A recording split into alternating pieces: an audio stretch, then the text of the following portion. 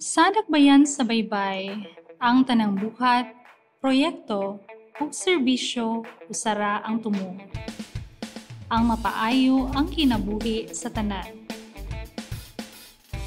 Ang atong ospital, ang Baybay City Immaculate Conception Hospital, mitabang sa kapin 10,600 ka pasyente sukad niadtong tuig 2023.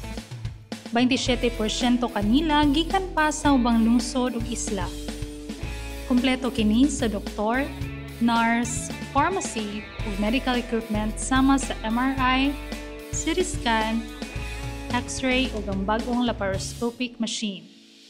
Dunang sabtay Super Health Center nga naghatag og check-up, tambal ug uban pang serbisyo. Ang bago nga building magsilbing klinik sa mga pribado o pampublikong doktor. Aduna na sab kitay blood center nga dakong tabang sa mga blood recipients o blood donors. Sa dialysis center, kapin 33,000 na ka-session ang mahimo para sa mga pasyente nga nagkinahanglan og tabang sa kidney. Pinaagi sa e-konsulta, mas sayon ug mas dali na karon ang pagpangayo og tambag gikan sa doktor. Ang atong mga mag-uuma o mananagat, gisuportahan nato sa tanang paagi. Gihatagan sila og libre nga tanom, pinhi, isda, o serbisyo sa yuta o fish pots. Nakasugod na og tanom ang mga mag-uuma o mga mahalon nga gulay sama sa cauliflower o cabbage.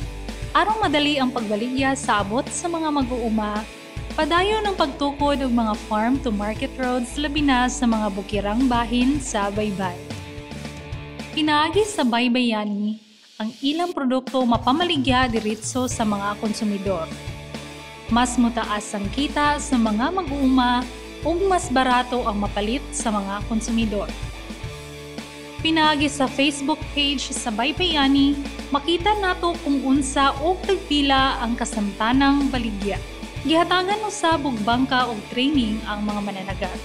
Gibutang nato ang mga artificial reef ug payaw aron mas mudaghan ang isda.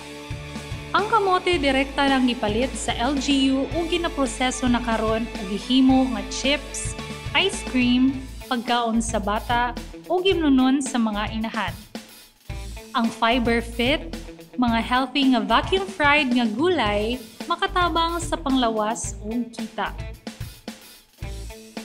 Daghan na tang bagong dalan. Ang Diversion Road 1 gikabutangan sa mga opisina sa gobyerno nga nagserbisyo sa katawhan.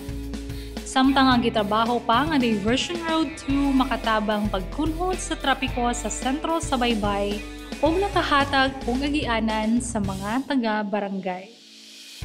Gitukod nato ang bagong City Hall o mga pasilidad para sa BFP, PNP ug uban pang ahensya.